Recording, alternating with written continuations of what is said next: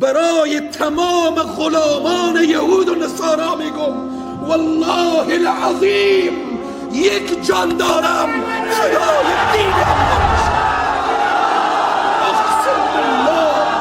اقسم بالله به رب کعبه قسم که این دست با دست غلامان حلقه به گوش گذاشته نخواهد شد. به این عزیزان من دردهای مسلمانی خیلی سخت. عزیزان من، مسلمانی تنها به روزه گرفتن نیست، مسلمانی به نماز نمیشه، مسلمانی تنها به عبا و قبا نیست. اسلامی که در او جهاد نبود او اسلام نیست، او فقط دست نشانده غرب و یهود و نصارا هست. در دلی که عشق جهاد نبود، در قلبی که عشق جهاد نبود، او قلب خانه شیطانه.